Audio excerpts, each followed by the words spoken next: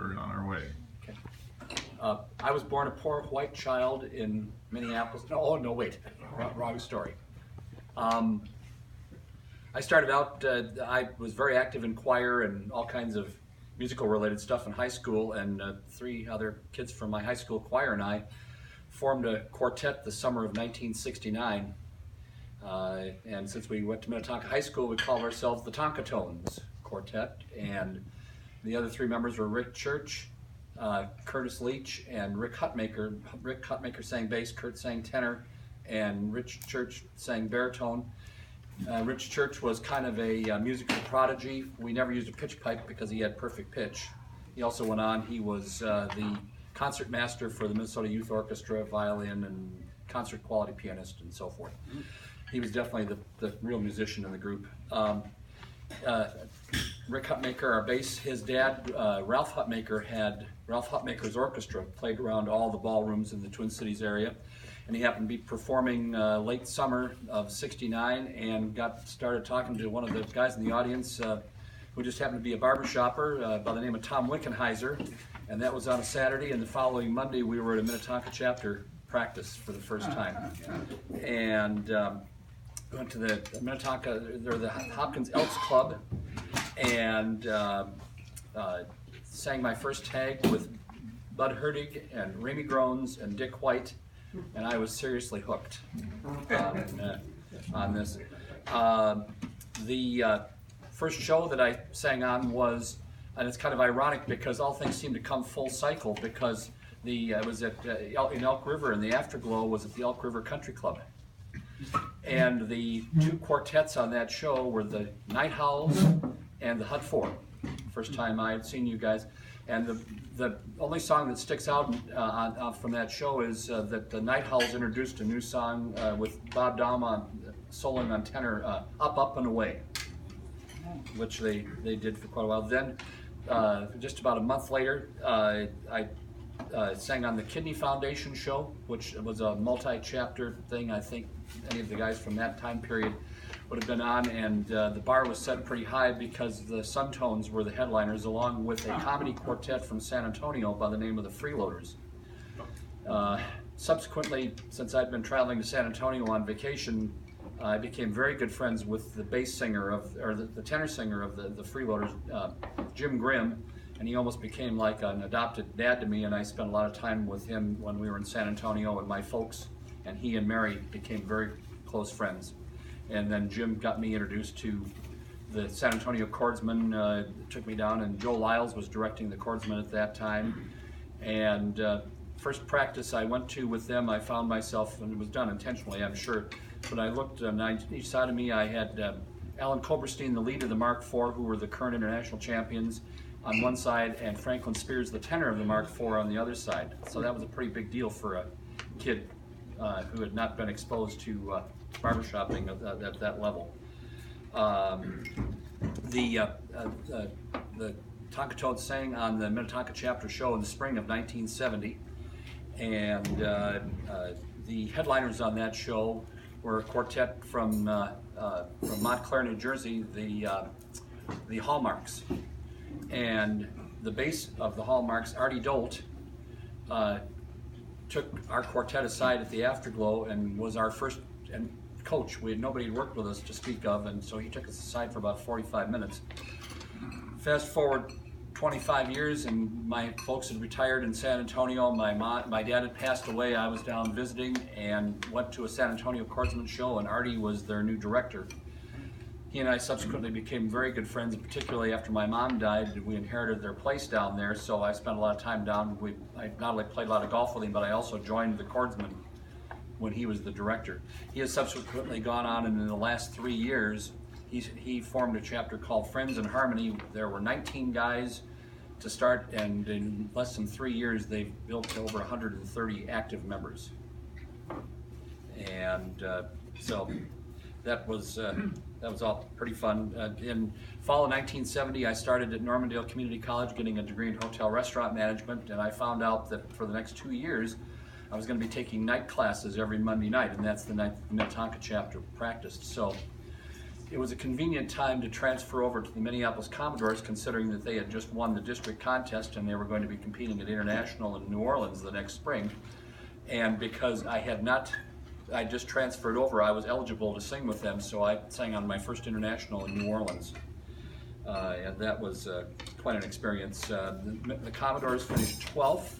Bob Spong was directing. And the two songs that we sang was Back Home Again in Indiana and My Buddy. I don't know if you remember.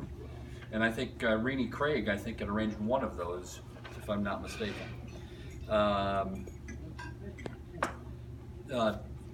Ken Agri lived in Excelsior, and I found myself riding to and from practices with him quite a bit, and we became very good friends. He ended up being one of my groomsmen when Jenny and I got married in '73, and unfortunately kind of lost track, and in my attempts to try and reconnect with him have not been successful, so, which is unfortunate because that was a loss to us.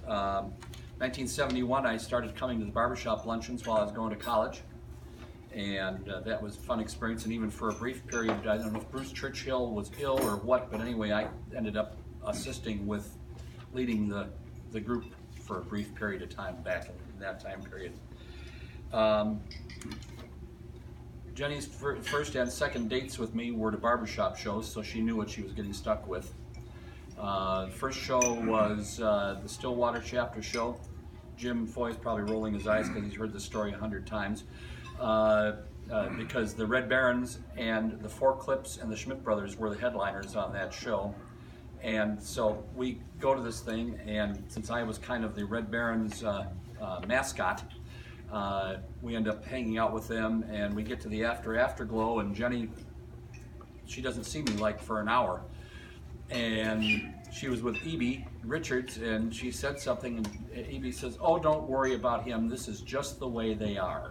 And that pretty well describes that. Shortly after we got married, I sang briefly in a quartet with Ron Middlestead, Larry Avery, and Irwin Martin. And Paul, I know you sang in the quartet with Irwin also, right? Yep. Good bass, really good bass. What's kind of interesting about that is, being a newlywed, is that my previous serious girlfriend was Irwin's daughter, Connie. So that spoke well to Jenny's willingness to let me participate. In '77, I started singing in a quartet with Ron Middlestead, George Patron, and Jim Smith from the Minnetonka chapter, the Great Northern Union Quartet. Our coaches were Marie Johnson and for a brief period, Judy Odie, until she nearly wanted to body slam Ron Middlestead because he kept questioning everything that she said, and pardon, you can probably assume how well that went over. Our quartet disbanded in the late '84 time period, and then along came this new fledgling chorus, and whether by accident or intent, the name Great Northern Union was chosen for the chorus name. Not saying that was coincidence or not, but anyway. I sang with GNU for a couple of years before I moved to Montana. Left with kind of frankly a bad taste in my mouth for barbershopping as a result of that experience with GNU, because it was a good singing experience, but not a good barbershop experience. So I got out to Montana, got the itch to sing, went to a rehearsal of the Big Sky Chorus, and there were 8 guys sitting in a circle with a drink in their hand. And when I told them I'd been singing with GNU, their first comment was, "Would you like to be our director?" And at that point I realized how desperate they really were. So I kind of got away from barbershopping for about 5 years, sang in some mixed groups all over the area. We found ourselves performing at a Christmas stroll in Billings, and the other group that was performing were the Big Sky Chorus, and we ended up in the same area for our dressing rooms and that, and all it took was one tag, singing with a now revitalized chorus with a good director, and I was back in. Sang in a couple quartets while I was in Billings, one called The Great Chord Conspiracy, with Bob Stewart, who was the bass, Gary Hopple tenor, Don Easton, was the baritone, and Bob Stewart, our bass, is probably the finest bass I've ever sung with, and he had competed international several times with quartets, both out of the Billings and Missoula chapters back when the district was still part of the Evergreen district. I sang with a quartet called the Polyphonics with Bill Murphy, Dave Klemper, and Paul Halpin, who was the director of our chorus. I sang baritone, Bill Murphy sang lead, Dave Klemper sang tenor. Paul Halpin is kind of the Paul Wigley of the Billings area. He was the high school choir director at Billings Senior High School, and he brought a lot of young guys into barbershopping, and probably his, the one with most notoriety is Ken Potter, who some of you may know, who is a music judge and multi-time Far Western District quartet champ. Another quartet was called Afterthoughts because we formed 2 weeks before a show because they needed another quartet, hence the name Afterthoughts. In 2005, I was the Barbershopper of the Year for the chorus, and then short time after had kind of a falling out with some of the folks that I was involved with. I was on the board and part of the leadership, and we had some issues, so I went my separate ways. I was not active in barbershopping, but I was spending a lot of time back here and started visiting the Commodores, and Jim Richards said, well, you're visiting so often, you might as well become a member. Next thing we know, I was, and Paul Wigley, with his approach to barbershopping, he allowed me to pursue my hobby, which is something I've always been grateful for. Competed at International in 2007 with the combined chorus with Mason City, and we finished 18th. And then about that same time, I started assisting Peter Jarnberg with marketing for the chorus. And then I was reading the coordinator sometime in 2008 and looked under the bylines and saw that my name as marketing director, and that was the first time that I knew I was the marketing director for the chapter.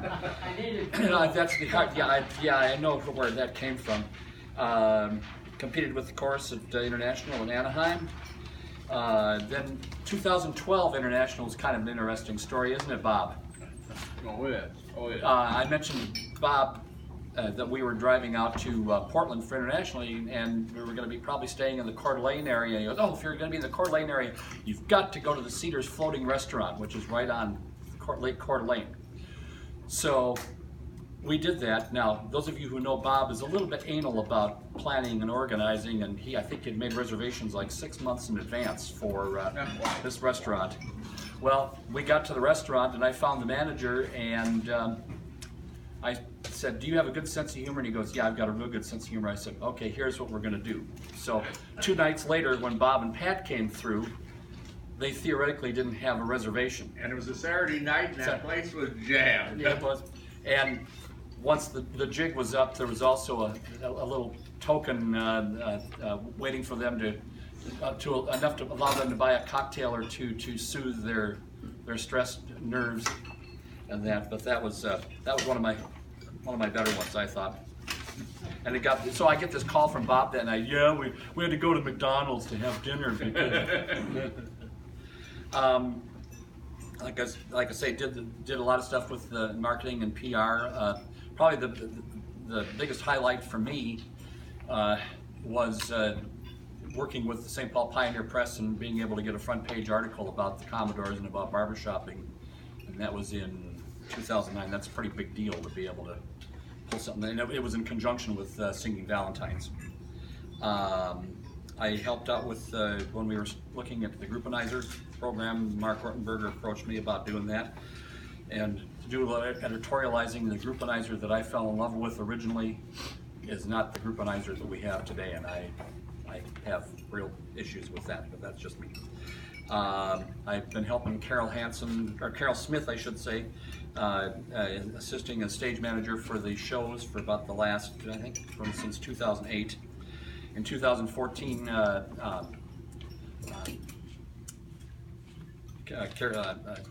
Carol's husband is Dan Smith.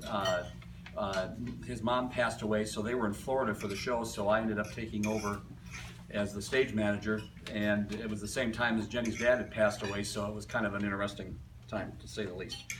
I drive 930 miles each way to participate in my hobby.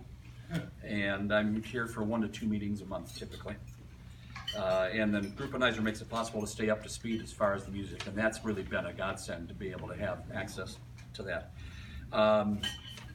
Never won a championship, but had lots of gold medal moments. First one was that tag I told you about with Bud Hertig and Ramey Groans and Dick White. That was a big deal. Hearing the Suntones for the first time.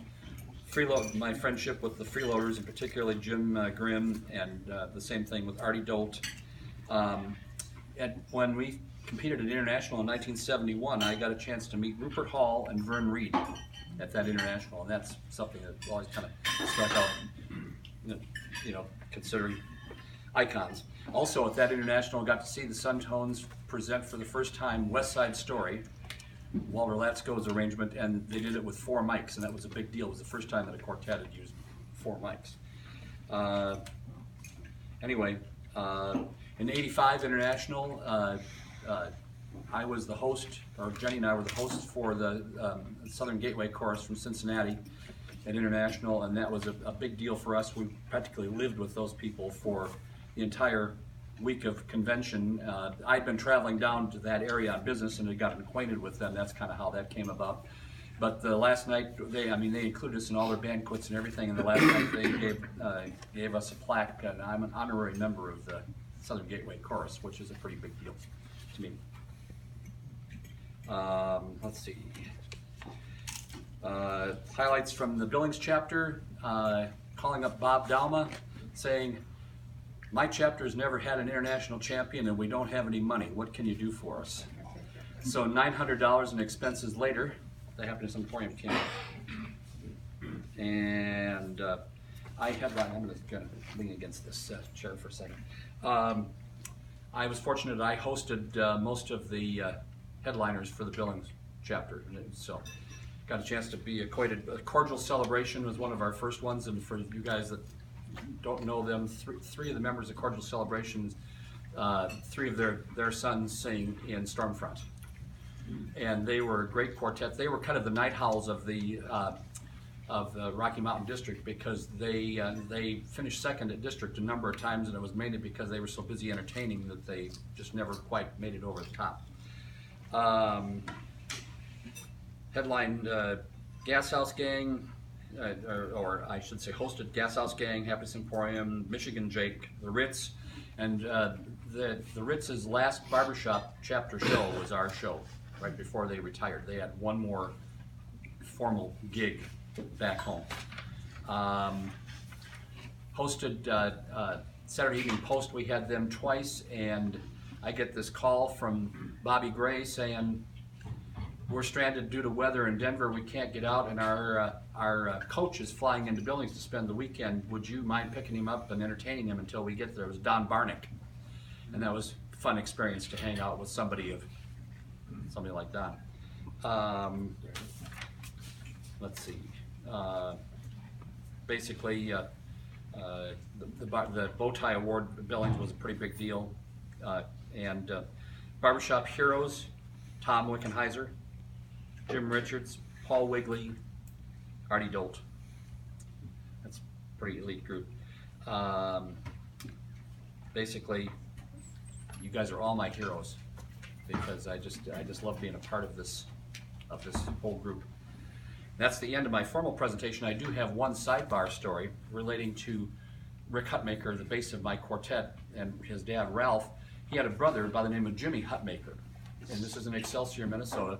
And Jimmy was known to everybody in town because he was kind of a savant, a Rain Man type. And as a matter of fact, there's a statue honoring him in Excelsior. And the reason he was honored is because in 1963, this fledgling rock and roll band from England came over and performed at the Excelsior Amusement Park band shell by the name of the Rolling Stones. And the next day, Mick Jagger comes into the Bacon drugstore where I happen to work, and of course Jimmy, being Jimmy Hutmaker, he befriends Mick, strikes up this conversation, and Mick orders a cherry Coke and is told they don't have cherry Coke to Jimmy says, Nick, sometimes you can't always get what you want.